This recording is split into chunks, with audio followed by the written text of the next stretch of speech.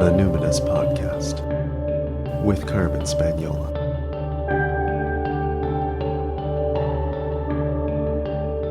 Hi there, and welcome to the Numinous Podcast, where we have interesting conversations with everyday folks about the mysteries of life.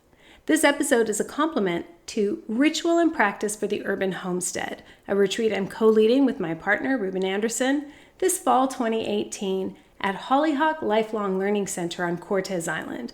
More on that at the end of the show. Today, my guest is Patti Elledge, a trauma healing specialist and somatic experiencing practitioner with a private practice in Asheville, North Carolina. She's my supervisor and my mentor, and I have long believed that everyone should have access to Patti as their mentor. So in this conversation, I'm asking Patti to explain what attachment is, what the different attachment styles look like in babies and how that translates in adult behavior, the role of evolutionary biology in our attachment systems, and how we can heal the attachment wounds that we all carry in a world that is so high stress and full of persistent precarity. I connected with Patti online. As I said, she was at home in Asheville, North Carolina. So Patti, what identities do you lead with? Hi, Carmen. It's so nice to be with you. Hi. Thank you for inviting me. I'm a mature woman. I've been a therapist over 41 years. So really, I consider myself, the identity I lead with right now is as elder and somewhat of a mentor for the younger therapists coming up through the ranks and developing their own programs. So one of the main, it changed about 3 years ago, but one of my main identities I realized was as elder and mentor. So, and I would say that there's another one, a hidden one that I don't tell everybody, but I practice out of my home office now, which is an old log cabin in the woods. And so I also lead as kind of the crazed healer, the wild healer woman in the woods. Because people come up to my house and it's surrounded by the wilderness and deep woods and a lot of flowers, a lot of growth. And then you come in. So it really, I've kind of secretly been crafting that the last, I'd say, 5 years. I love it. And where are you located geographically?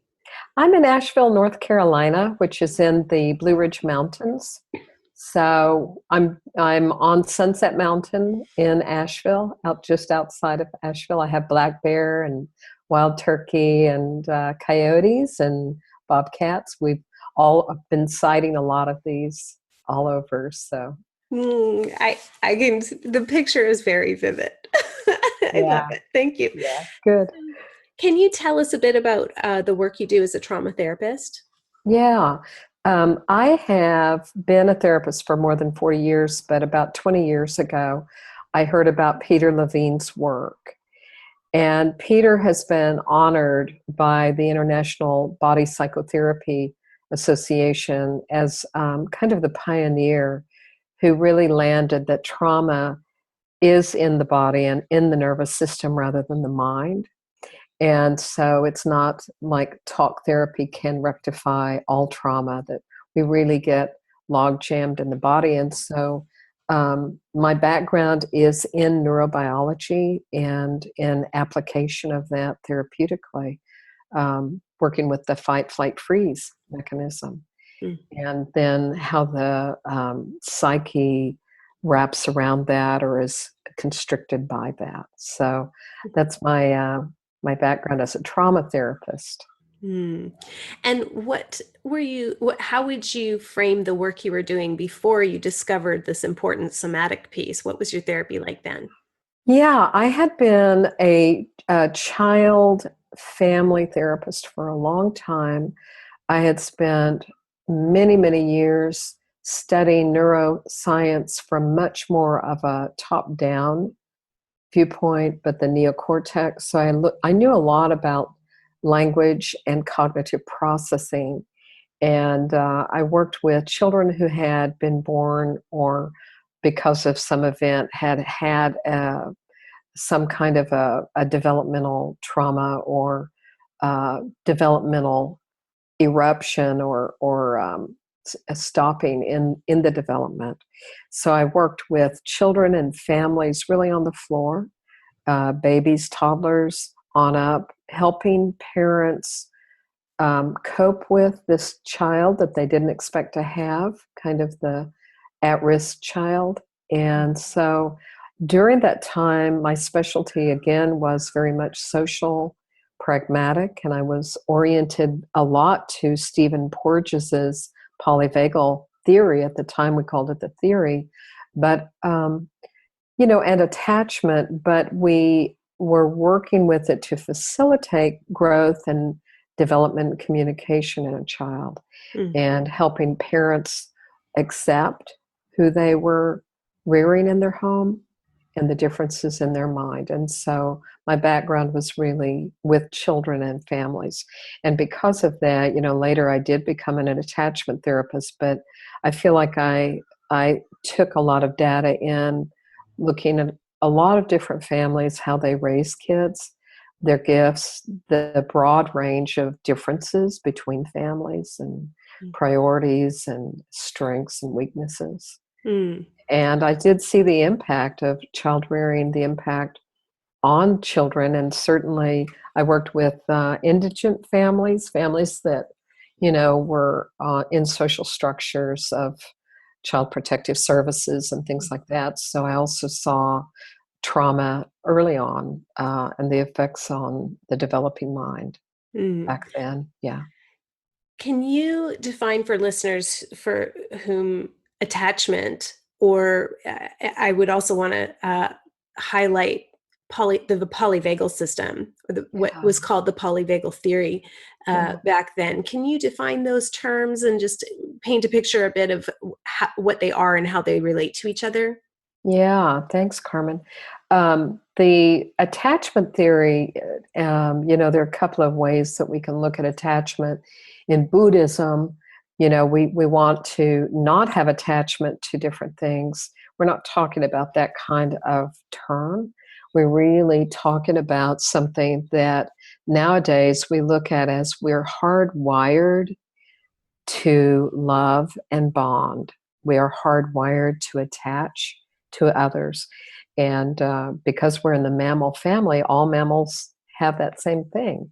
We're hardwired in the same ways in the heart and lungs to really go toward someone that we trust and lean on and collaborate and cooperate. We look at the great wolves and how they work together as, an amazing hunting pack. And they collaborate and work together for the good of all.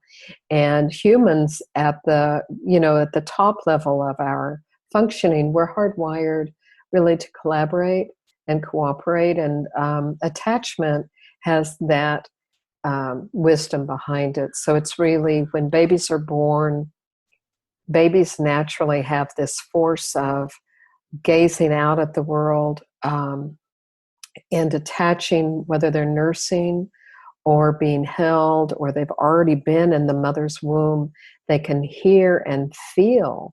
Literally, there's a lot of evidence that attachment starts in utero because we're so hardwired for it, that there's a greater propensity when the baby's born that they orient to the sound of even the father or the other caregiver, like if it's two women, but the infant orients to the voice of those individuals that they've been around. And in the way that you and I work with attachment, Carmen, the way that you do therapeutically or I do, we're aware that secure attachment is tremendously important in the development of the human. And if you don't have secure attachment, there are other forms called insecure that relates to the way a parent is responding and attuning or misattuning to the infant's cries and attempts to get their needs met. And because of that, it sets up a dynamic relationally that seems to last over the lifespan.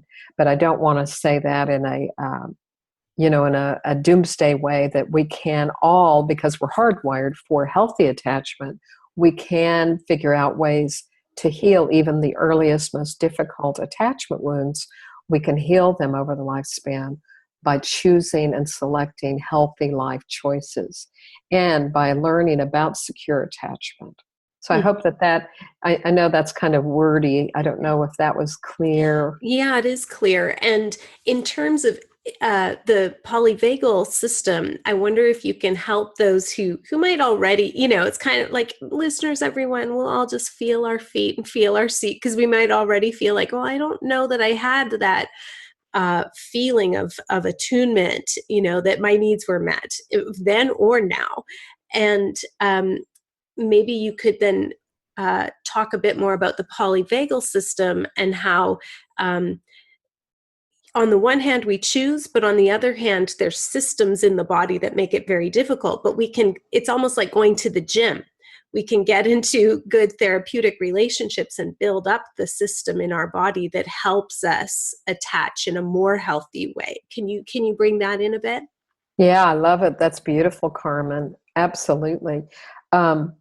So the way that we're hardwired, we now call it the vagus nerve, which is the 10th cranial nerve, but there's a whole conglomeration of subnerves that are coming in. So it's a whole functional aspect of our neurobiology and physiology.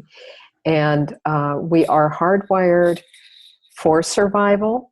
And that's part of the polyvagal, the dorsal vagal, the old primitive vagus nerve. So we're hardwired to sometimes in overwhelm go into what we call immobility freeze, for instance. And that is a biologically functional aspect of the nervous system that helps protect us and helps anesthetize us literally through body neurochemistry. If, for instance, something happens, God forbid, our arm gets cut off or something like that, but we're pumping, and that's part of the dorsal vagal, as well as we have a more mature vagus nerve called the ventral vagal that evolved during evolutionary biology on planet Earth. When mammals appeared, there appeared to be a branching off of the vagus nerve into a much more mature, what we call the mature mammalian vagus, that hardwires around the heart, the lungs, the voice and throat, the eyes and face and ears. And so we have this whole other way of communicating and connecting with one another. And that evolved, that didn't appear on Earth in reptiles, and it didn't appear in amphibians or birds. So it evolved when mammals got on Earth. And that's a beautiful piece of history in terms of deep ecology and eco-philosophy. We are part of the Earth. And part of what I know our topic today is going to be how separated we've become from our Earth and from our bodies. And of course, my message, I think my whole life has been oriented toward healing our relationship with ourselves and with one another and our bodies, and how to come back into more embodiment. So I know that we'll be talking probably off and on, kind of winding off and on about the polyvagal system. And maybe I'll even give you a couple of articles that you could post with this talk if you want to, just so people could begin to think about it and look at it. But I think it's heartening for your listeners just to know that you're hardwired to survive. We hear a lot about fight and flight. For a long time, we heard nothing about freeze. When I went through school, when I went through university, they did not even include the freeze in the textbooks. And I took a lot on biology back then and neurology, but they excluded that. And it wasn't until later that, really Peter Levine saying, hey, trauma, PTSD, post-traumatic stress disorder is the immobility response stuck in a freeze in the body.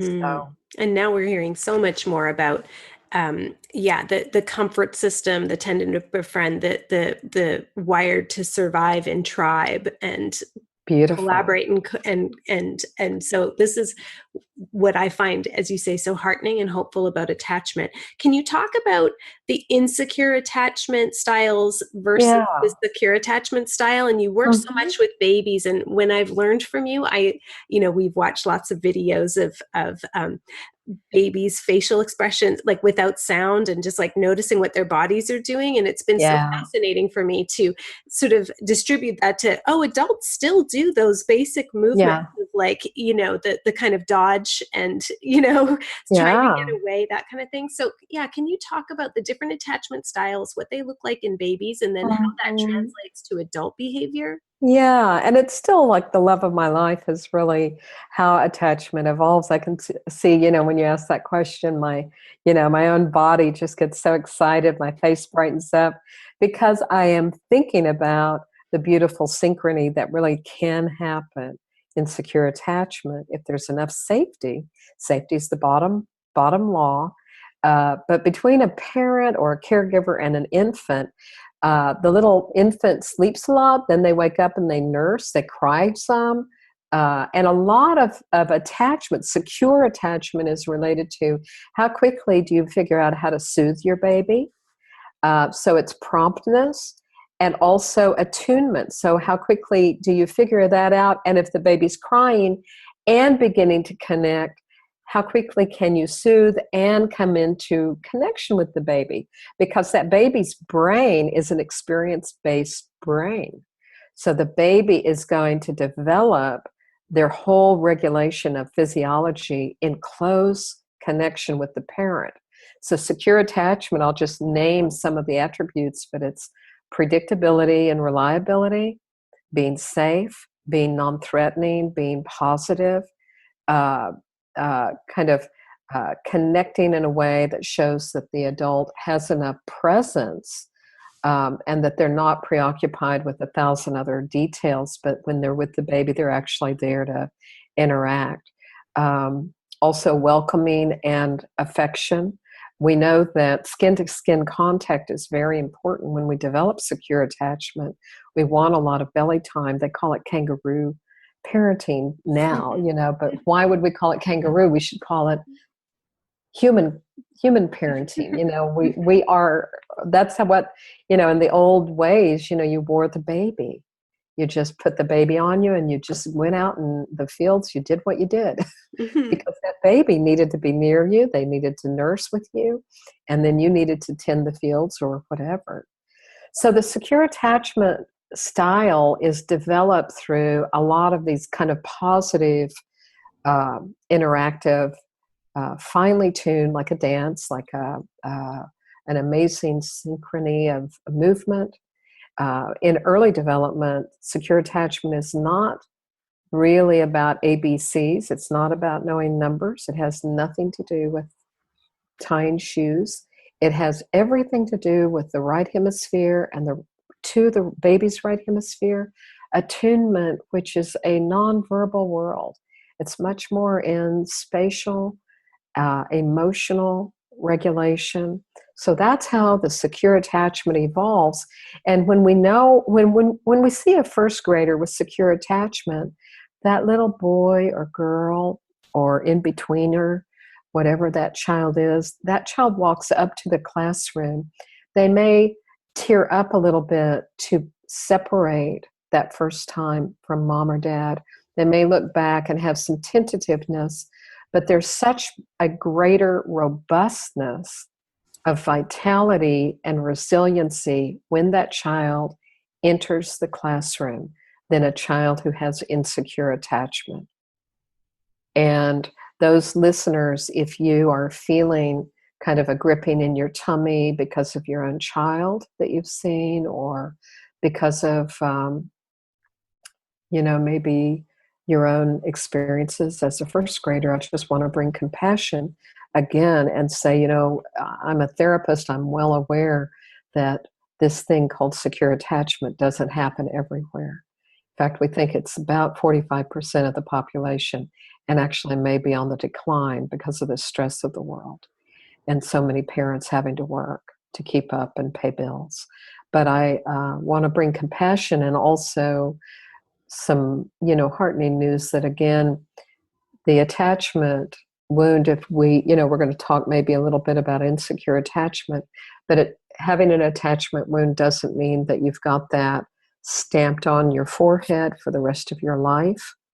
Yes, you're going to have tendencies and trends, but also, like I said before, with healthy life choices, you really can move out of that and move on to back to developing secure attachment. I want to make sure that we circle back to the healthy life choices. I don't want to Yeah. stop your flow with the description, but I want to seed that. Okay, And I'm going to ask you about that again later. So when that doesn't happen, I have to confess, I'm astonished by the 50% and 45% occurrence of secure attachment data. Yeah. And I always wonder who exactly was who were the case studies for this? Because what world is that? I would like to know, because I'm astonished by that. And I think it has to be much lower. However, I mean, I recognize that's the data that we have, but I definitely wonder, what socioeconomic echelon are they studying? How diverse is that population? Because those control group, I would just love to know. Even none of us in the last 100 years have come through a genetic line where somebody didn't go to war and come back pretty screwed up. So just the epigenetics of it, I'm astonished by that all the time. So anybody else who's kind of wondering, like, who are these secure people? I wonder that too. Apparently they've done studies, but if you could talk a bit about what the insecure attachment dynamics look like, it's not always abusive, right? It doesn't have to be extreme. So I would love to hear how those get set up.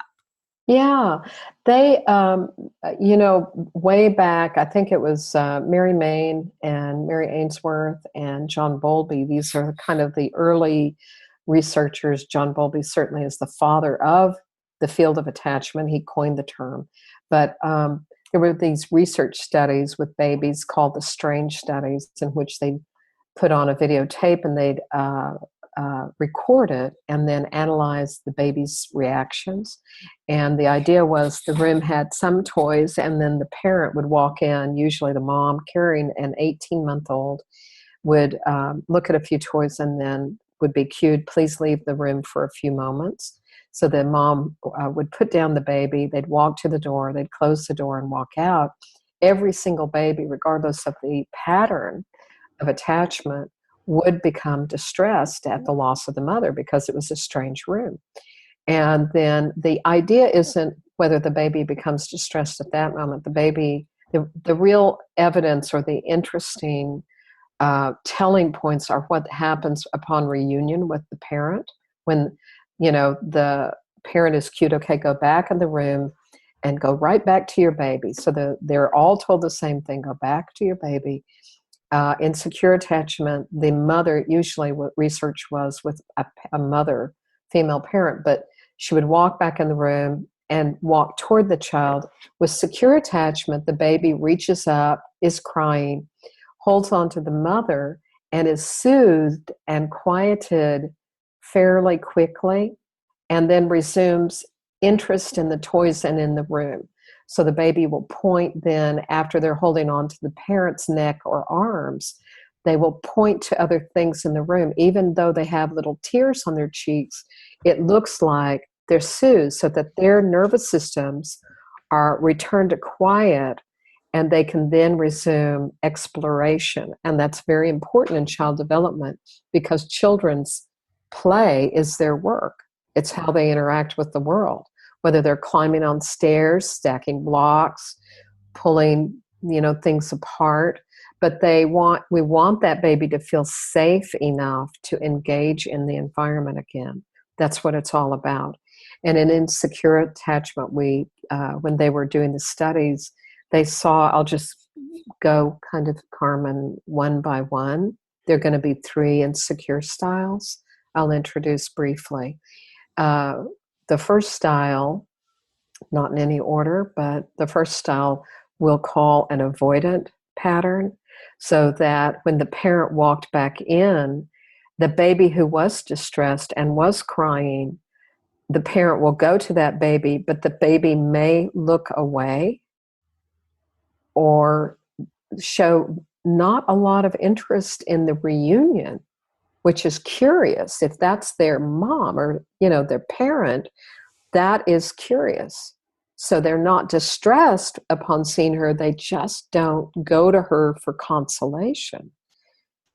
The baby may walk over to a toy. In fact, when the parent sits down, the baby, in fact, may just walk over to a toy, but show no connection.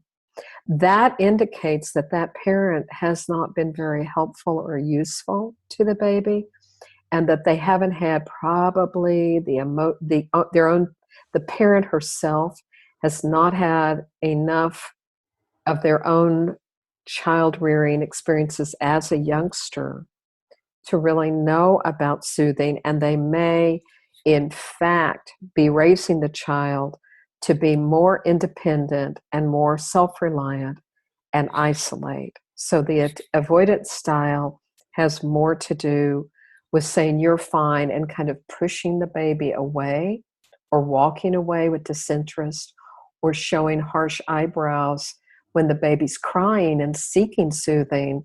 The parent may show harsh eyebrows so that the baby can't really come to the parent. The parent's not effective. And again, I don't mean to have it be a judgment. It's really, we call it the contagion of attachment style, that these styles tend to be passed down generation to generation. And Carmen, as you and I know, in the trainings that you and I have participated in together, how important it is for us to be naming and working with generational trauma. And I know that you interview a lot of people that are actively in the field of, intergenerational healing. And certainly the work I teach and the work I do has aspects of that very much. I also would just like to, Yeah. because, as a recovering avoidant myself, you're mentioning the harsh eyebrows, and I want to really, again, extend compassion to listeners who are having little flashbacks in their mind, or seeing their father's or mother's face right now, that sort of thing, going, oh, because you may not have been neglected, but there may have been this sort of atmospheric, critical energy there. And when you hear what some of the signs are, then you suddenly, it's like bing, bing, bing in your mind. And so I just want to acknowledge that, I felt contraction and a bit of redness and warming at the eyes and some tearing and more energy in my nose, as I'm just like, okay, this But is I love to sounding hear you say familiar. that. As a recovering avoidant, I love to hear you say that it's coming up to your eyes and nose and your throat, and that you're warming with it, because that's your healing. That's your healthy attachment of saying, me too, that's happened. And I'm a recovering avoidant, and the energy is coming up to your nose and eyes and throat. So I just congratulate you that, I have a little bit of the avoidant, and thank God I had some secure, but I have some of that avoidant too. And so I have a lot of compassion for all the styles. I dug in so deeply into all of it that I've spent, I feel like, 5 years at a time kind of looking at each of the styles that I have as I keep growing in the secure, But the avoidant, when you said it wasn't abject neglect, yeah, and what I call it, Carmen, is emotional neglect. And that kind of makes us teary in a way. It really hits to the core of it, that there wasn't a compassion or capacity for emotional regulation. Although in a household that's being, primarily avoidant dominated child rearing strategies, there can be it can be a real high profile family with people working. There can be really great food on the table and a beautiful surrounding. There can be an abundance of after school activities. However, that whole little quadrant about emotional presence and attunement and warmth is what heals the person who was raised with avoidant. They know that their primary need is to have that emotional need met. Mm-hmm. And now's a good time, Carmen, since you mentioned your own experience, just to remember that nobody has to be in secure behaviors. We're not asking people to, and actually nobody is 90% of all these behaviors of the time.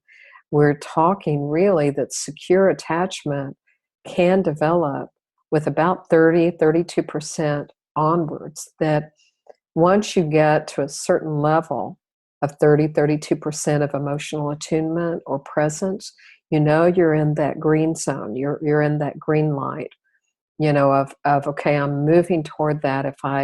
If with my child I am attuning to their needs 30% of the time, and you look at it over a day, you realize, okay, a couple of times I was really present, even though I kind of harshly dismissed them and said, come on, get dressed and get in the car right now.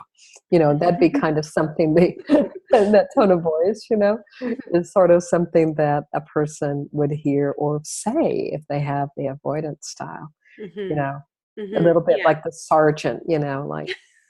Yeah.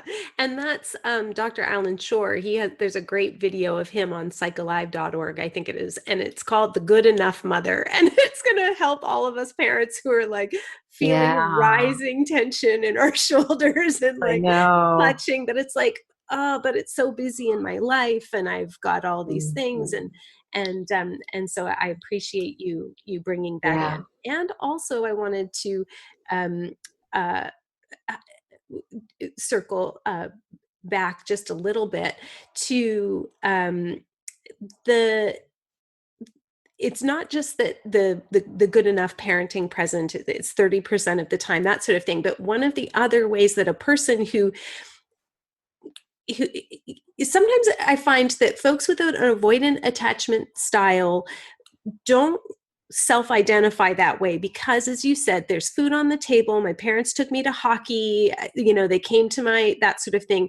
But one thing that you and our teacher Diane Poole Heller will often say is that if the parents' eyebrows and face only light up for the child really around tasking, like I'm teaching you how to do something, or you are doing a performance-based activity, and that's kind of our main source of connection, then that's not the emotional nurturance, and that's where that emotional neglect can also come in, and that's so difficult, I think, for people as adults who are like not connecting emotionally in relationship, or it's there's disconnect and they can't figure it out because they're doing all the right things, because they're living through the doing, because tasking was the only source of connection. So I just wanted to kind of bring that up too, because when you say it's like emotional neglect, it's hard to relate to that when there were happy faces Right. and lots of events. Right. And you seem like you should be happy. I have a perfect example of, a family that I saw many years ago. And interestingly enough, both of the children I saw from the family had some language learning difficulties, but I really think it was related to not enough of that kind of juicy memory connection that feeds the developing mind and brain, literally in the hippocampus. But both of these boys were impeded. But I'll tell you that those parents were on the moment that those children woke up in the morning. They were on it. Homework, they had to pack their own meals, then they had to get to school, then they were immediately brought in to various kinds of activities, and they'd come to me twice a week for skill-based learning, language learning skills. But I could feel the dearth. These little guys had this vacant eyes. They were really dissociated because there wasn't enough nurture or letdown. And if you look at the family on the outside, there was a lot of richness, but on the inside, in that child's experience, they weren't being seen and they were not being held. And so I was really helping the family shift gears at some of the life choices, saying we need on Friday night no activities, and that's pizza night. That was what I'd call it, pizza game night. So every other Friday, one would be game night and pizza where the family would play a game together. And then the other night, the next Friday would be another meal, favorite meal of the children, but movie time together on the couch. So you're piled on like puppy pile. But I said, you've got to do this. This can't go on. These boys are not thriving. And they looked literally, they were the perfect example. Both parents were high profile at the time, doing a lot of good things in the world, but very, very kind of the resonance of neglect. Mm-hmm. Yeah. So there can be like very loving, caring, busy, attentive, but attentive is different from attuned. That's And right. that's like yeah. Thank you. Yeah. Okay. So I of course I have a bias here. So I know we spend more time on this one.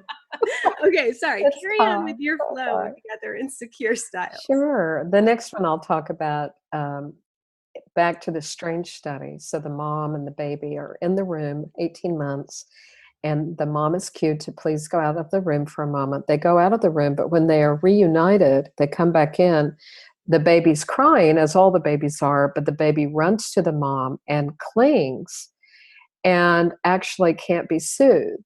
The baby's clinging to the mother's doing her best and kind of laughing and joking and jostling the baby around, trying to get things regulated, but the baby may strike the mother. The baby appears to be mad at the mother, and they cannot relax. They cannot let down with reuniting.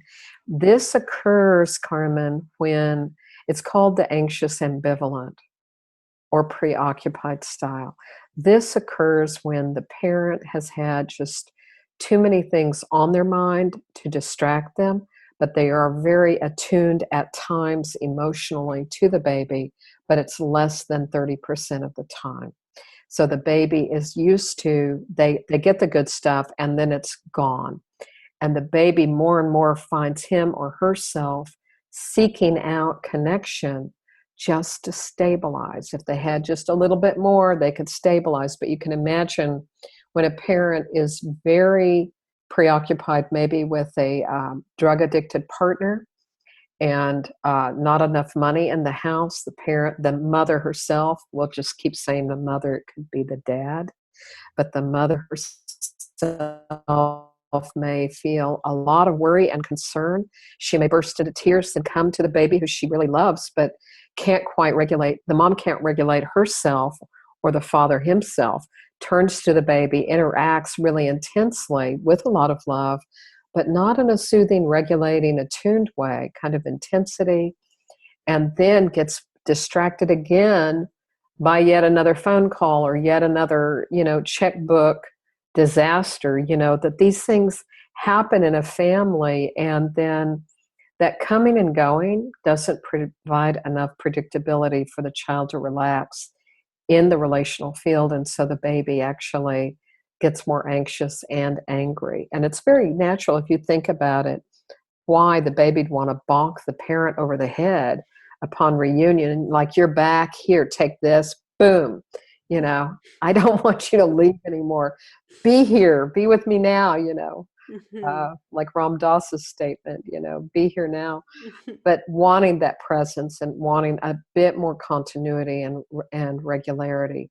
So that's what happens with that other second insecure style, and it sets up more dysregulation in the nervous system over time. So these people tend to have poorer boundaries, but also some anxiety, maybe even leading to some panic attacks as they grow up through the years. They tend to look more clingy. They want love. They really desire. All the styles want love, without a doubt. Every single style that we're talking about. We're not talking about pathological problems here. We're not even talking about it anymore as a dysfunction, guys. Listeners, we're really talking about it as part of the human condition of being on planet Earth. The joke's on us, that, but we've got this situation in which we're hardwired both for survival as well as love and bonding. And it's no longer a simple society. We're not, on planet Earth. It's no longer simple. And so we've got more of that nervous system, like the anxious ambivalent will have more of the fight reaction relationally, but they also want deeply to connect and to many times they want to merge as adults because they just want to feel being held enough so that they relax. Mm-hmm. And But what you say about it, it's that I love that you're really highlighting it's about reunion. It's not yeah, necessarily about the separation. It's about what happens in the reunion, because that, as adults, that reunion, the great phrase that was used in the trainings I was in with you was that for the person with an anxious style, even having their needs met can actually trigger the chronic expectation of them not being met, or of the next abandonment, or of the next thing. So they want love, but their nervous system will not allow them. You're calling it letdown, meaning just like a bit of a wash away, being able to relax into it. Their nervous system won't let them, because it's like, okay, I'm getting what I want now, but you're going to take it away in a little bit, and I'm irritated. Or you've come into the room and I was regulated, but as soon as you come in, I kind of leave myself to go to you because I'm so oriented towards when am I going to get my next attunement cookie, like my next exactly. piece, right? I want my next little hit, which is what I need to thrive. And now you're not giving me back to me. You're not paying attention, and I'm pissed at you. So I want you, but I'm irritated with you at the same time. It's just such a paradox, and it makes me It's a very paradox. when I think about this, because of I course know. this is the relational field that I know many listeners already know, but Ruben's a bit more anxious and I'm a bit more avoidant. And so as we've worked in a very focused, devoted, dedicated way for a few years to figure out how to soothe each other and how to be compassionate. Beautiful, Carmen. It's so painful for me to think about him not being able to let down and relax. And it's sad because the avoidance style can settle down, and in fact, with separating, they do settle down really easily. They're used to auto-regulating. But I love your article. I want to say how often I send it to couples that are in that kind of pattern of the opposite pattern. And I just love the article. I love what you said about it. It was so transparent and so darn right on. I mean, it's a fabulous Thank summation. you. We'll link to that in the show notes. But yes, it was definitely. a very confessional artitle. I love it. It was incredible. I'm right along with you in terms of transparency. But it is kind of heartbreaking, I think, for all of the styles to look maybe at your partner and go, honey, you don't have to regulate and be alone or do that. You could come sit with me and I could have my hand on your arm or just sit and read next to each other. And because it's a little heartbreaking to look at that style, as well as for the person who identifies more with avoidant, to look at their partner, if they have the partner with anxious ambivalent, to want to say, honey, it's okay to relax. That I don't have to give you meaning that you exist, even if I'm not giving you that. It's almost like wanting that for the partner to really recognize their own inner beauty, that you can identify and come back to a deeper sense of yourself. And that's, of course, part of the therapy for anxious ambivalent, is to come back to a very deep sense and connection with their body. So I do somatic work, Carmen. I don't think I even mentioned too much, but the answer to a lot of this is about somatic body-based healing strategies, which you, of course, integrate in your therapies, and I do. But, helping a person with anxious ambivalent feel their feet, feel their core, and ride the waves of that dysregulation, but have somebody therapeutically helping them learn how to do that and realize for them, oh, my body can do that. And what I crave is for somebody to do it for me. But now with a therapist here, I realize my body's beginning the wave on its own. It's beginning that wave of grief or that wave of intensity, but as I stay with it and track it in my body, it quiets and I feel quiet. And that is a miracle that you are in a living organism. We are in these living organisms, and to understand that, partly of where I think our conversation will go after I talk about the next one, is really more of that aspect of deep ecology and the topic that you're bringing to your listeners right now, but that we are in living organisms that have billions of years of evolutionary wisdom. The one thing that I learned 20 years ago with my SC somatic experiencing professors and teachers that I was taking from, they kept emphasizing trust the body, go with the body, follow it. And it was it's like a tracker, when you're outside and you're trying to track, a scat or whatever in the woods, it is just like that inside. But that eloquent ability to track these very fine, subtle, discrete experiences, and for the anxious ambivalent especially, to realize, oh my God, my body's settling on my own, can be such a relief. For them to get that idea and that concept that they don't need the other person to settle them, that they can settle themselves, is really tremendous, a tremendous gift. And then they're able to experience that state of resting in a state of well-being with someone else after that, instead of the other person's presence actually triggering so much anxiety over need or potential loss. It's like, oh, I settle in myself and I can now be settled with you. And this is actually what I wanted. It's so beautiful when it works. Yeah, it's so incredible. It's such a sweet healing for all the styles. There's such a sweetness as the healing occurs. So what's the last style that you want to share with them? Yeah, Carmen, this is a style that brings in, my skill base as a trauma therapist.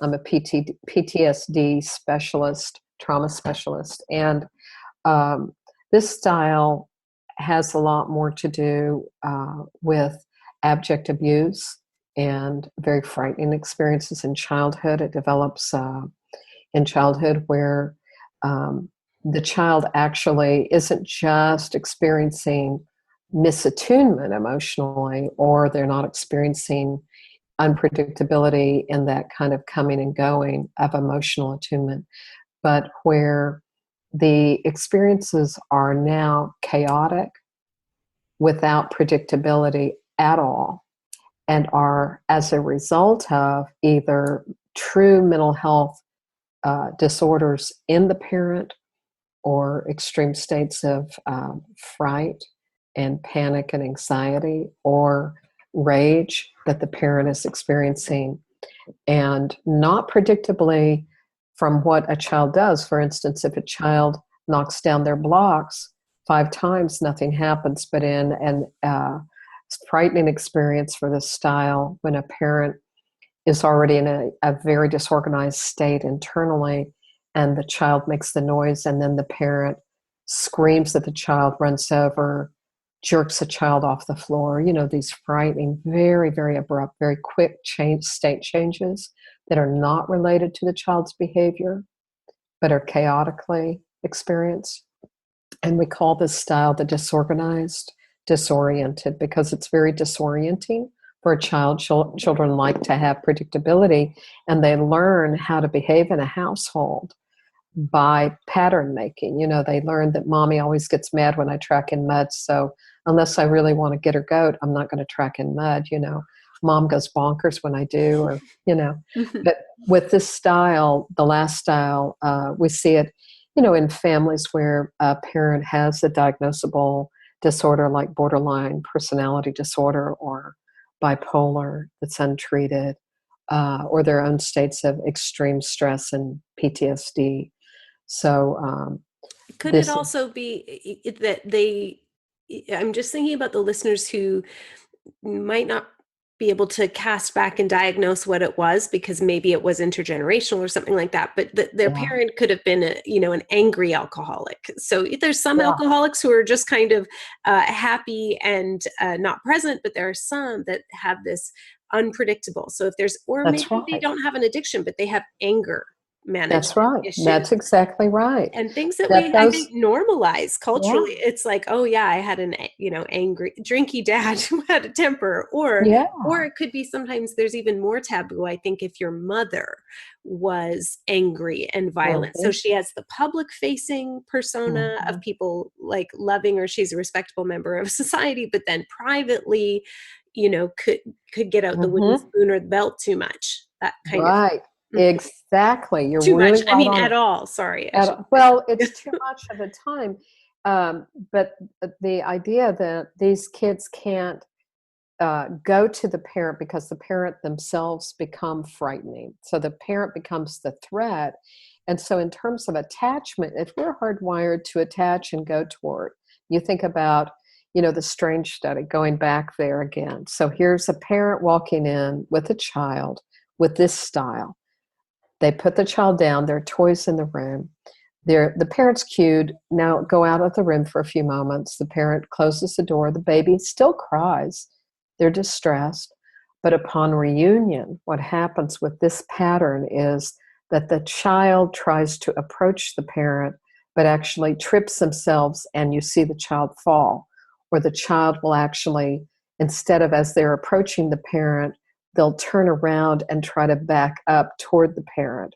But the child becomes disoriented and physiologically disorganized as they try to land and approach the parent, because enough of the time, more than 70% of the time, the parent has been extremely frightening. Mhm. I'm So, just having a linkage made then. So mhm, for very small children who are quote unquote accident prone, yeah, who have a yep, lot of, yeah. fractures or falling off monkey bars, or those kinds of things, do you see a relationship there? Well, I'll tell you a story that a couple of years ago, I was working with a family that the mom was diagnosed with borderline personality. And that meant that she had developmental trauma, in other words, and she had been raised with a lot of very frightening things. And she wasn't sure she could even be a parent when she got pregnant. She admitted that, was not sure at all that that was going to be something she could even handle or do. But when the parents were not actually together, and the child had a very secure attachment with the father figure. But the mom, when she was around her, she would fall a lot. The And baby it would kept, fall a lot around the mother who had, yeah, age yeah. 3, Mhm, at age 3 was falling a lot.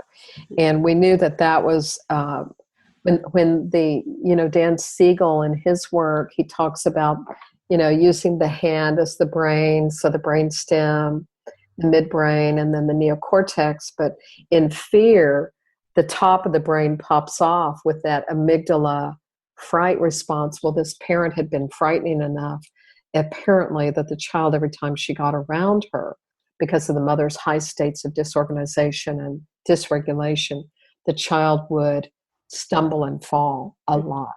And so we There's a were really, physiological thing there where it yeah, just gets very disorienting in the brain, and the there. balance goes off, and Well, different yeah, things go off. Am I you're, getting you? well, let's kind of step into now a little bit, which I think will lead us to our important topic of the day. But if you think about how we're hardwired in fight and flight, so if we have enough activation, let's say somebody's arguing with us, but then it goes bad, just in an ordinary situation, we are feeling our own bodies charge up with a sympathetic nervous system to fight or to flee. Babies don't have those options because they can't leave. They're 100% dependent.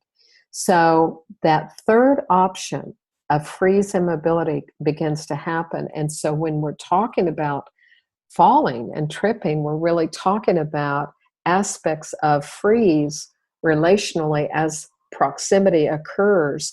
this, closer you get to this adult that's been very frightening, the closer you're getting, the more the pattern keeps happening. It's a learned pattern. It's an experience-based brain that is not the pattern she had with her father, but with the one parent who had such a difficult time.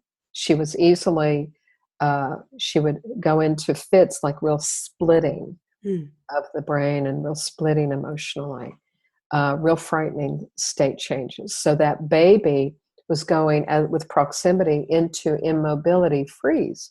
So when you think about the attachment, even though that was the mother, we're hardwired to attach, but the child couldn't really approach the mother without dissociating and going into freeze immobility, losing legs, the dissociative process of moving out of the body and into dissociated states. And I think I just want to say to the listeners, many listeners now will have a memory of one thing or another right now. Let's pause for a moment, Carmen, and just feel the reality of it, and then just feel your body and feel the possibility of regulation with safety. That these state changes can be integrated and they can regulate and come down.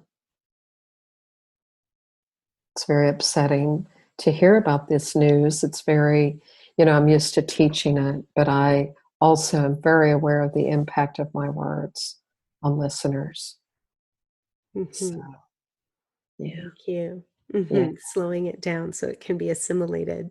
Yeah, because I think we all have, we call it kind of incidental or discrete occasions of this disorganized style. Many, many, many people have like a phase of their childhood where things went bad. The house burned down, or dad lost his job and mother went to work, and you were raised by an abusive neighboring babysitter. These things happen to all of us. I want to bring compassion and remember that the nervous system is infinitely biologically able to navigate these things. Animals in the wild don't show trauma.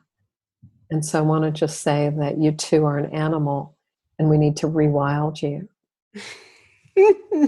so that you can come out and have more resiliency. We want to rewild your listeners. I want to rewild myself. I'm, always working the edge of how to rewild, really, to come back to the animal body.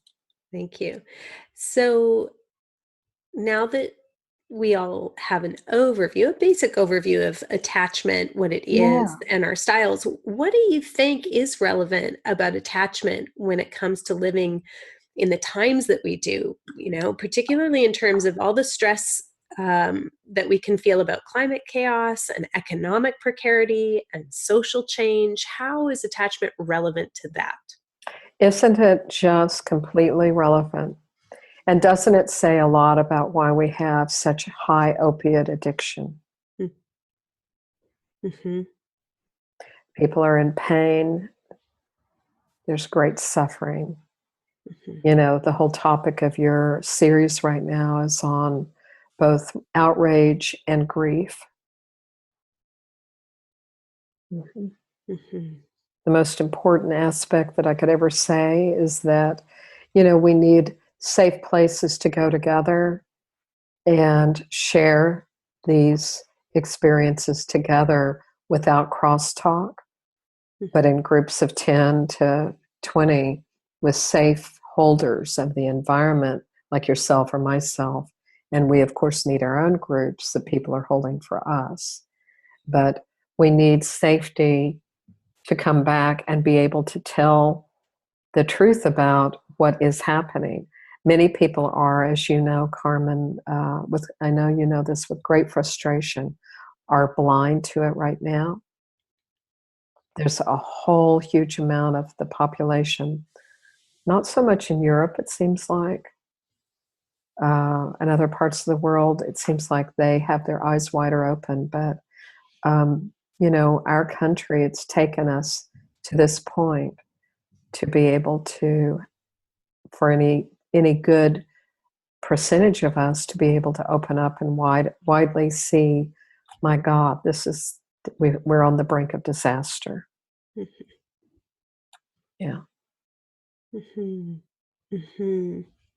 And you say that we're hardwired, though, for collaboration and cooperation, and that seems relevant to those holding containers. So how do you see evolutionary biology as helpful? Maybe you could define that and remind us what's important to remember during these times, and these hardwired bodies that are responding so quickly to stress, and the survival system is like, on a hair trigger right now. Can you talk a little bit about the evolutionary neurobiology? Yeah.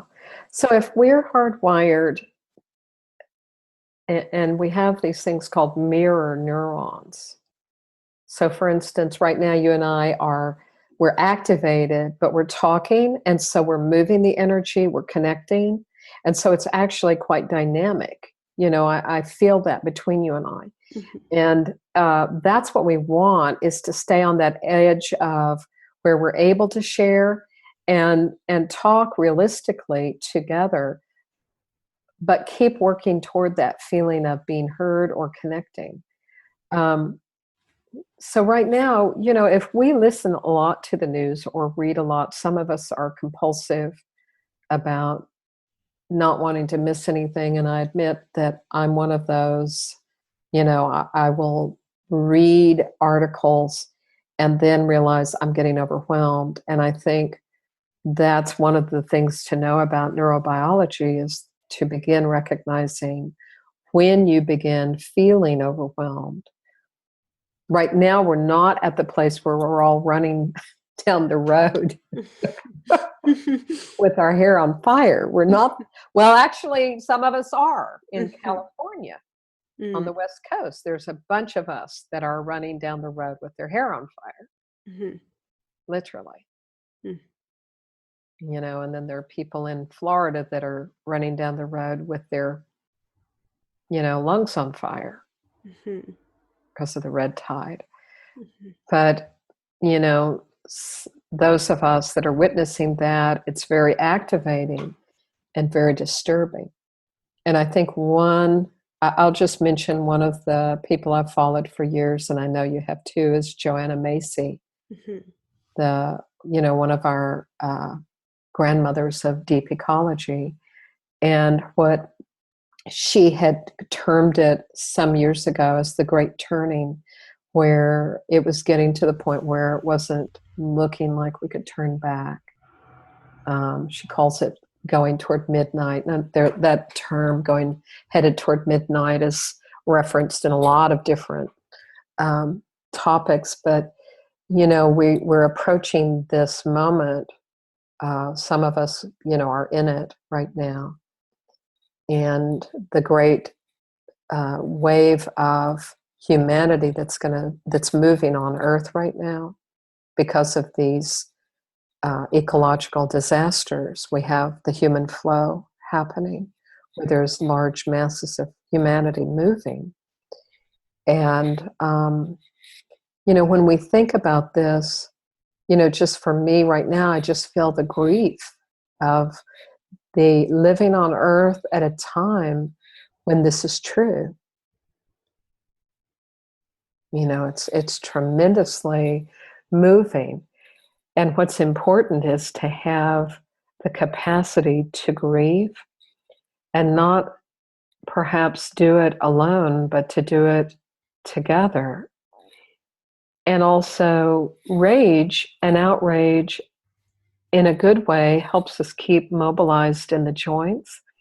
It moves us toward fight and flight.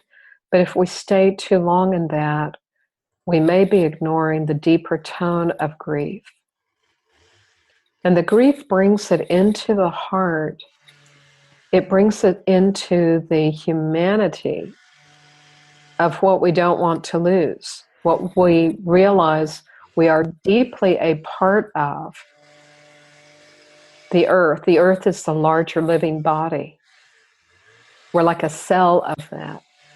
And if our mother, if the basis of our existence is suffering, we too are going to be suffering. And I think, Joanna Macy, I'm going to send you an article that I really like that's, I think, on truthout.org. Do you like that website? Mm-hmm, yeah. There's a really good article by a reporter that she had been very, very affected by, I think it was just 3 months on the front line in Iraq, and came back unbelievably traumatized as a reporter. These people that are reporting the news, we want to protect them. We want to give them our great respect and help them because they're trying to report this stuff, whether they're in Syria or wherever. But Joanna Macy in this article is quoted as saying, I'll read this.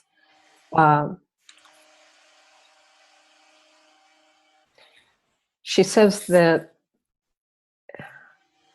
this idea that we can't cope with grief or rage, that we go into a blindness or denial, and that the refusing to feel pain and to numb from what is happening leads us to this terrible, tragic existence called apathy.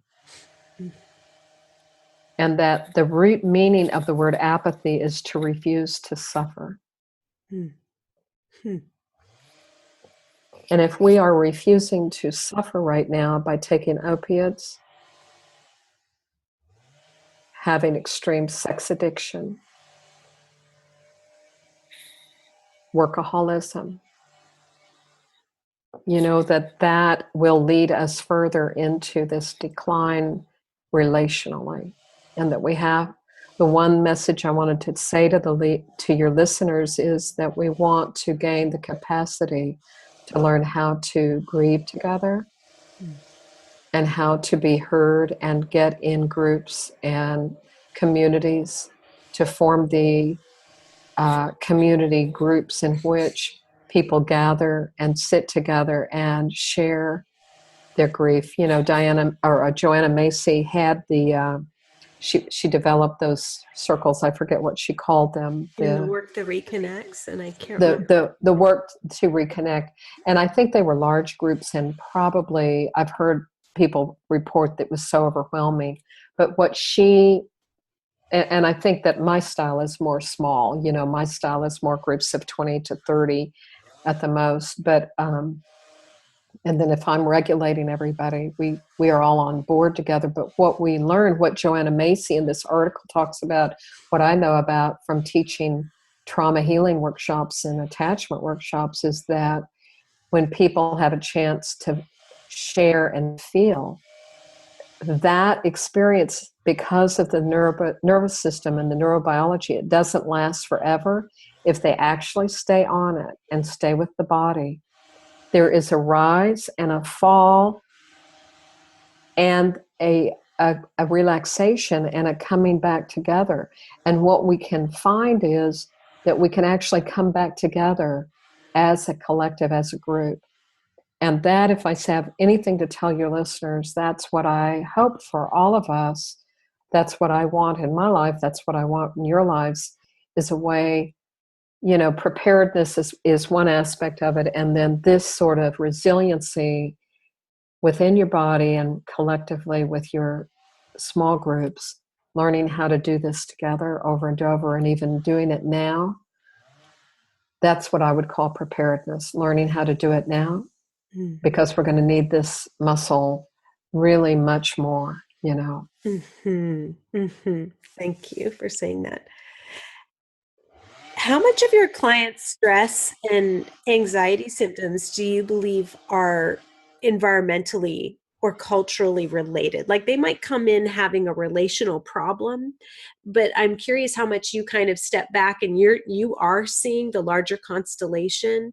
How much do you think? I know we can't exactly quantify, but and maybe I'm also curious, have you noticed a spike or increase in the last couple years, or has it been gradual? What are you noticing generally when you kind of cast a wider net to your practice and on the whole?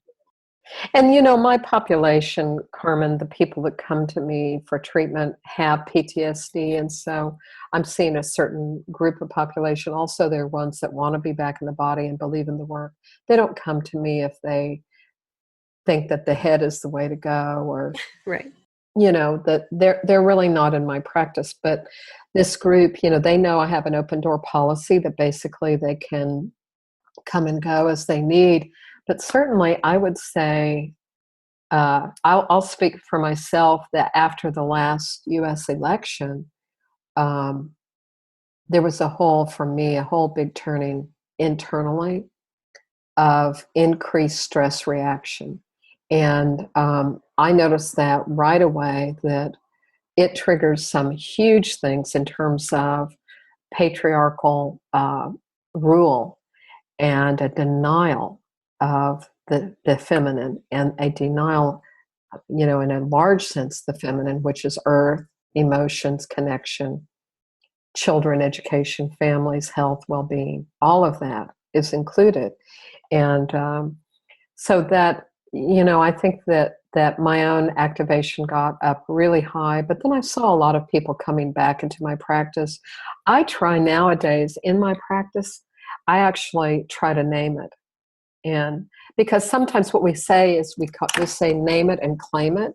This is something that, your listeners can think about, that if it's floating around inside and you vaguely know it, if you name it out loud, oftentimes your nervous system is going to downregulate. So you name it and claim it. And I have been more, not every hour, but more bringing into people's awareness of how much is this related to what you're seeing on the news, or environmentally, what you're worried about your children.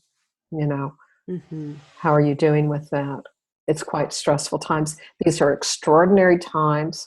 The more we deny it, the worse. And I salute you, Carmen, for being on the edge, with participating in that conference recently of tending the threshold. Tending the threshold, being on the edge of giving people a way to talk about this stuff. I really respect it. Thank you. What else do you think helps people?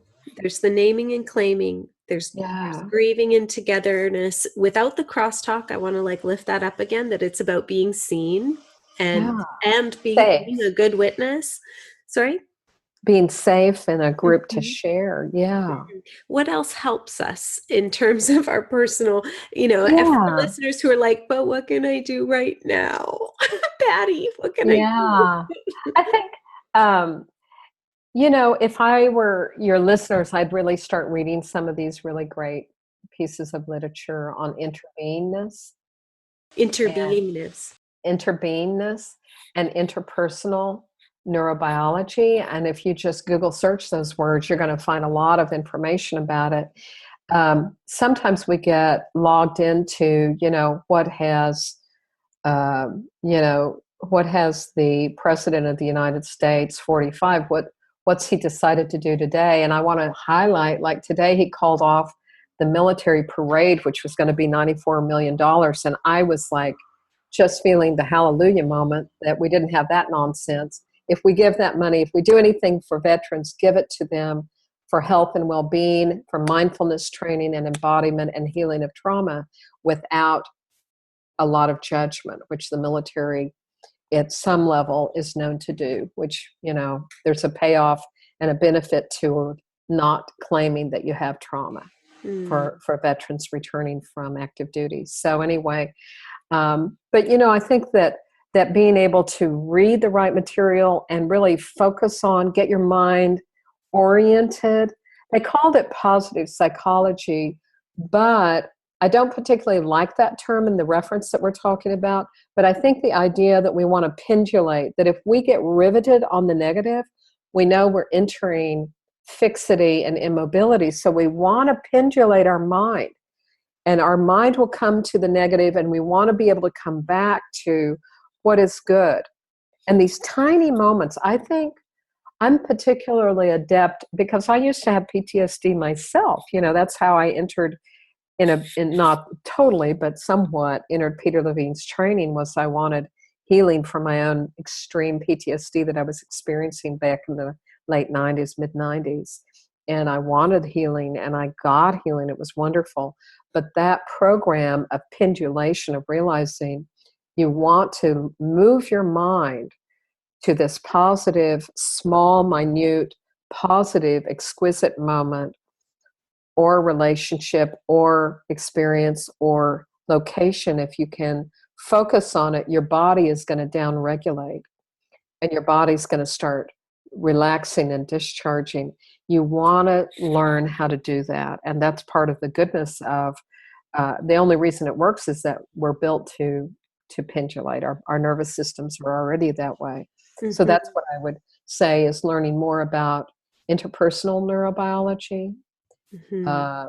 picking up some of those articles and readings, and then also learning a skill base about utilizing that awareness tool of capturing your awareness and moving it around and realizing your body's doing something because your mind is moving and staying put. And it's hard, when we get with PTSD, it's very hard to lasso the mind, but we want to learn how to do that. Now it's a really good time, Yeah, start now and avoid the rush. Yeah. Yeah. So how would you say attachment styles show up in a person's spiritual life too? Like we're talking about the relational field with the living beings, but what about with the unseen realms? This is one of the reasons why I'm so grateful and I courted you to be my mentor because I thought, oh yeah, rewilding the self. And she understands that sometimes only Tree Nation can get me. And sometimes it's, ancestors from the old times. And so can you talk a little bit just about how you think attachment and our spiritual lives are playing with each other, dancing with each other a bit? That's perfect, Carmen, because that's the one thing that I kind of hold it privately and quietly to myself. You saw it in me, I see it in you, but I don't teach a lot about it because I think it promotes something that maybe is activating for people who've had wounds in religion and in churches. What we're talking about has nothing to do with religion and churches. It really is that essence of the wonderment of being, and that there is a way that healing and being with oneself, we can go into whole other realms of awareness and bring that in. And it absolutely, for me, I could never have healed the way that I healed if I had not had this true belief that it was possible and that there were realms that were holding that possibility for me, and that I could access those unseen, unknowable, invisible realms, that I was able to access that. And for me, that is such a part of me and the way that I am a therapist. It's part of me as the way I am as a human. And that I feel that it's this hidden world that, when I'm working one-on-one, we are accessing it a lot, and we're in there, and it comes through in the vision of the human or the person I'm working with. It may come through imagery of their own deep knowing, their organic, instinctual, deep knowing that arises, and then we're with that, and that becomes their own true anchor for their healing experience. And hopefully it's not too esoteric for your listeners, but I really do believe over here in the Southeast, there's a whole belief about plant spirit medicine that is deep in the woods of Appalachia. There is a deep knowing of Paralandra or soilless gardens, that accessing nature beings and the invisible world that we can deeply connect to. And if we connect to it, that the help and the assistance is poured in to us. And that's just in a very natural world. I know when I bought the cabin here, the reason I did was I walked up to the front porch and there's this huge giant gentleman pine out here that has such a presence that, you know, sometimes I feel shy if I walk in front of him and I'm like naked, because I feel like, oh, I'm naked and he's seeing me, you know, because his presence is so distinct. You know, he's just huge, beautiful, gorgeous being out front. So I know I'm a tree person. Mhm. I consider myself a tree person. I also consider myself part of the deer clan. You know, that these worlds that we walk in, Carmen, are very private in a way, but there's a whole group of us that are cutting edge people, I think, that are really rewilding and really saying, let's not do therapy in a one-on-one in our offices. Let's go out and see what happens when we are out there, because, you know, that's a beautiful thing. Mhm, Right. mhm. I love Thank that you. you all take, you know, your retreats, like you and Ruben just got back from the From beautiful Quest. from Quest retreats. Yeah. Thank you. Thanks. Thank Yeah. you for sharing that. I appreciate letting us have a little glimpse and introducing us to your pine gentleman out front. Someday I hope to meet him. So, how are you personally then, Patty, as a very experienced therapist, but also as a citizen and as a member who is an elder and becoming an ancestor? How are you coping with grief and rage? What are your sort of Yeah. favorite things you're reaching to these days? Yeah. I have forever been a crier. So I wasn't one of those that didn't cry. And so I rely on tears. It's not the only thing, though, because if I cry too much, it will immobilize me and take the potency out of mobility. And so I want to stay on the edge of both feeling my heart and my grief, which we talked about and touched in personally together. I could feel us working with it as I was talking about 10 minutes, 15 minutes ago. But I want to work with that, but I also want to stay on the edge of my outrage. So I want my mobility to be that I do write my letters and I do make my phone calls. And you know how I introduce myself? I say, look, I'm 66 years old. I'm a silverback. I've been a therapist a long time, and I've treated a lot of people. I've been in public schools and agencies, private practice. I'm going to tell you what I think about this law that you're supporting. And I say it just like that because I want to represent who I am. Because I do believe that in a way, and maybe this is from something I heard from a spiritual teacher I believe in, but he said Western women are going to be the turning point of our next big spiritual journey and change on earth. But I believe that you have to represent yourself personally to these Congress people, and I'm very active about that. So I work with believing that my grief is important for my humanity, but my outrage has to be modulated and has to be brought into my body toward action. And that writing, you know, like your essays that you post on Medium, I think are very much a result of your outrage coming into fruition. And I want all your listeners to take time, maybe this weekend, to think about what does your outrage lead you to do actively, proactively, not reactively, proactively for good and change. Thank you so much for everything that you've shared, Patty, everything that you've taught me. I'm so thrilled that we can just Oh, take like a teeny tiny fraction of it and share it with everyone else. And I love that people can hear your voice and hear your laugh and hear your tears and your tenderness as you're really yeah. connecting. It's like a gift. I've wanted to share the gift of Patty with my listeners for a long time. So thank you for agreeing. I really appreciate you being here. Oh, thank you, Carmen, so much. It was really very meaningful and very touching and a lot of fun. Well, I don't know about you, but I could listen to Patty talk for hours and days. And in fact, I have done so. Maybe you're curious about what is the impact of having more Patty in your life. Well, I'd like to welcome back to the show my husband, Ruben Anderson, who can probably describe the before and after Patty was in Carmen's life. So back for another Rubenation is my man, Ruben Anderson. Hello. What did you think now that you've had a chance to, you've heard the name Patti. You've heard me talk so many times about, I need to talk to Patti. This is what Patti says. What was it like listening to Patti's voice tell you the things that I said before? Yeah, that was what a pleasure of a conversation to listen to. So amazing. Just, yeah, her voice and her, her voice has the carriage of deep knowledge.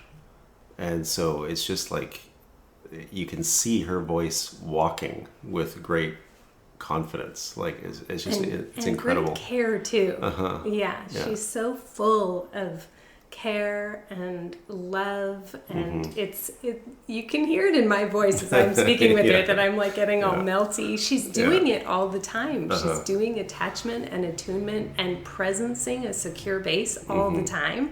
So I feel shameless when I say, like, I love her, and it's a very healing relationship to be with somebody who models that. I haven't been in the room with her, so I haven't experienced that. I 100% believe it's amazing. But she also, there's just so much interesting knowledge that, I would happily spend days just listening to her kind of explain connections and talk about history of research and stuff like that. Just amazing. When she said she led with the identity of elder, I was like, yes, that fits. Yeah, and then she talked about being a wild healer in the woods in a log cabin, and I was like, Carmen, how did you find this woman? Like, I kind of expected her just to be a nice middle-aged lady.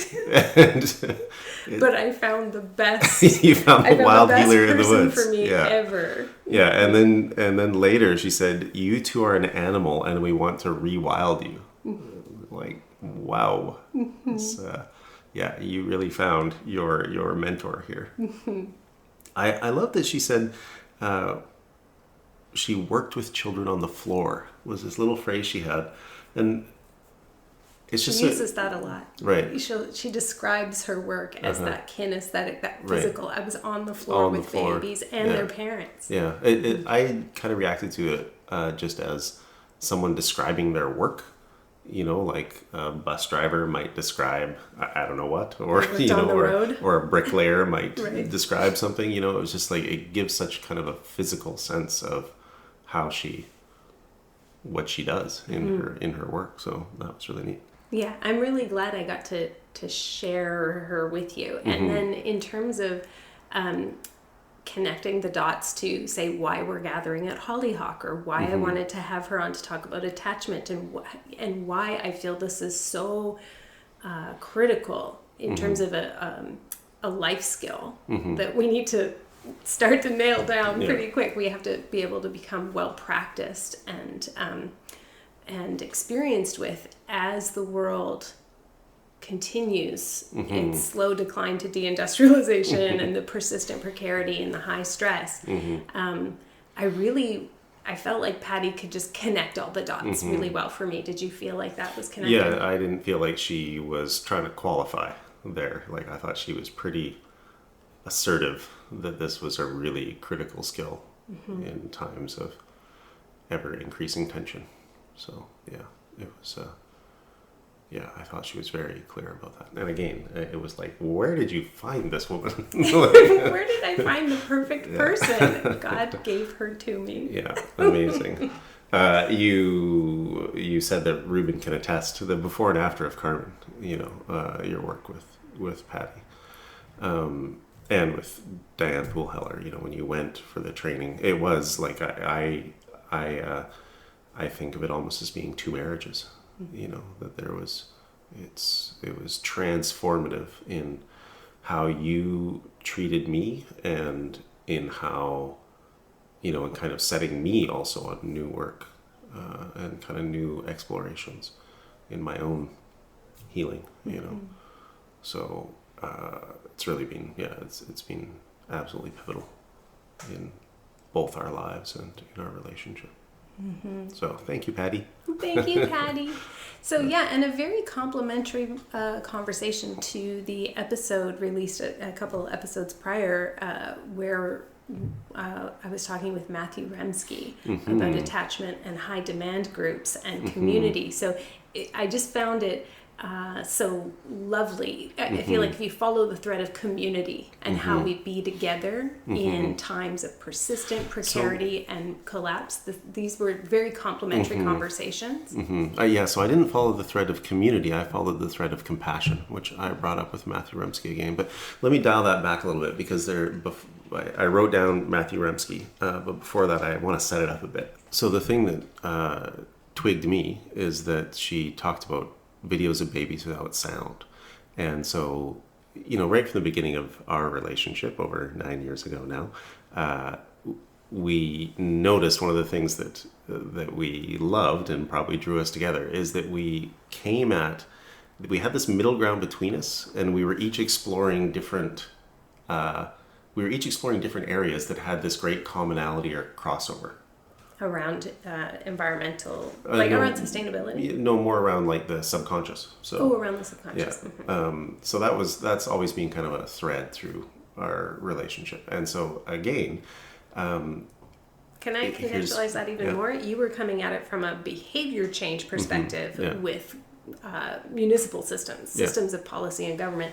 I was coming at the subconscious from a more spiritual perspective. Is how can we come to know that of God within, or spirit, or ourselves more through relaxation and very focusing exercises and trance journeys.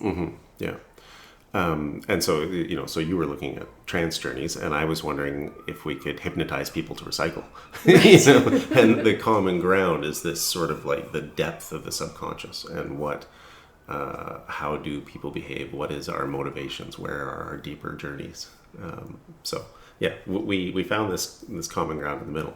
But one of the things that, as I was researching behavior, there was a standout book called Honest Signals, which was written by a professor at MIT called Sandy Pentland.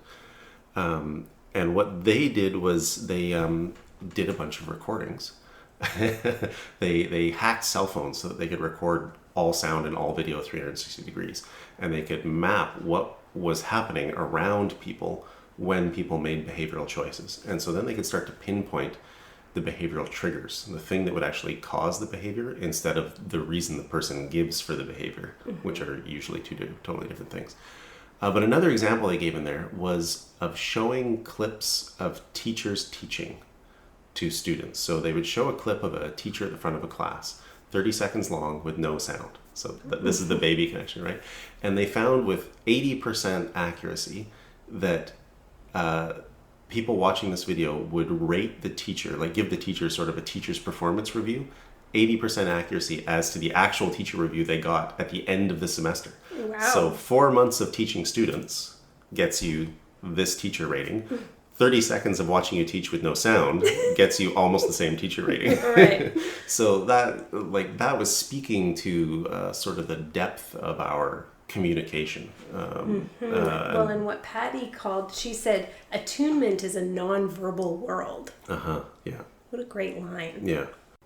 That really twigged me. And it started me thinking about hardwired, which again she mentioned later on. It's like, she's like, we are hardwired to do this. I've had this sort of theory, my behavioral theory, I call compassionate systems, but the root of that is compassion, is that humans are good at what we do. And so we're trustable, I guess, and so she, having a hard time articulating it, but she spoke of it as being, we've been evolving, like organisms have been on this planet for billions of years, and mammals for millions of years, and humans for 100,000 years or whatever, right? So we've been evolving to be successful. We've been evolving to work. If we didn't work, we would have died out. So we actually work as organisms, but we're treated as broken all the time. So it's like you are a broken thing, you need drugs. You are a broken thing, you need, etc. Right? And she just really enforced this kind of sense that I have that we're actually pretty good at this. Like, we're a fully functioning organism. What's broken is our context. is our society, is our economic system. Like all these things are driving us away from contact with our family, away from healthy parents who carry us and attach with us, And so we end up medicating or retreating. She talked about opiate addiction a lot, or various other addictions. So we end up retreating into worlds to cope. I was actually just speaking of this earlier today, and we have a lot of very nasty narratives around that retreat, that people are apathetic, they're lazy, they're stupid. And actually, I think what's needed is the loving, the compassionate approach, that, no, we're just hurting. So that was a huge chunk of listening to her for me, was just hearing her keep on plugging pieces into this really loving worldview of humans and children and babies and stuff. And what it means to be alive in a time when this is true. When she said that this great flow of humanity, I was thinking at that time of the loss of species, the collapse of habitats, all of this. It's like the implications of what it means to be alive at a time when all of this is true. Means we have to be very gentle with our nervous systems, and we have to really focus on helping create some containers, very intentional containers, so that people can feel safe and secure and seen and soothed. And that, I think that's why we were invited to come to Hollyhock, because we're willing to say we're going to create this container, and it's specifically about the most unmanageable, ungraspable, unknowable things that we believe you are true, we know are true, and are not about you, and you're not broken, and you're not failing to thrive, I think Patti does a great job of articulating all the whys and the neurobiology of why it's important that we do these gatherings. Yeah, I think towards the end there, she had this part where she talked about tracking stags, and I was like, no, she said scat. Like, scat. Scat. I thought she like said stag. Poo. Right, yeah, okay. Yeah, I thought she said stag, and then I was like, does Patti hunt? And then later she said she considered herself part of the deer clan, so that made sense. But towards the end there, it seems almost like there's a whole nother episode. She talked about her relationship with this gentleman pine tree. I know. And again, the gentleman pine out front, but maybe be a little bit modest around. And and again, the deer. We talk about attachment as being the human relational field, like children to parents, and all these examples of kind of how easily attachment can be wounded between parents and children. And I think she was like really building to the point there to talk about our attachment to trees, our attachment to rivers, our attachment to birds.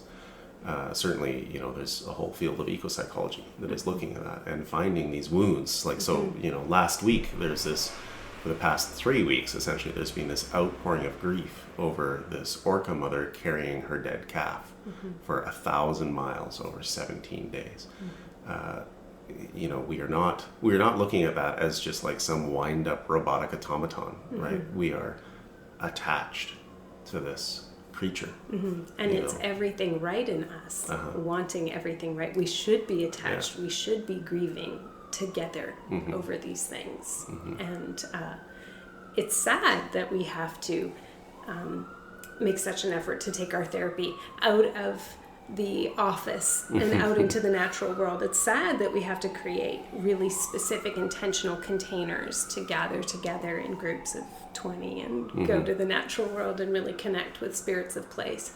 And the healing of it is finding our way back to our humanity again, finding our way back to our wholeness again, which she said, I can settle myself and then I can be with you, and that is a miracle. Well, I can see why you love her. I know, right? Yeah. So, if you want to come and hang out with Ruben and I on Cortez Island at Hollyhock Lifelong Learning Center this fall, you should go to my website, and you should register soon, because the deadline is going to come up at the end of August, and if we don't meet a minimum, we're not going to go, and we're not quite there yet. So if you're interested, don't delay anymore. You should go to hollyhock.ca or go to my website, CarmenSpagnola. Until next time, take care.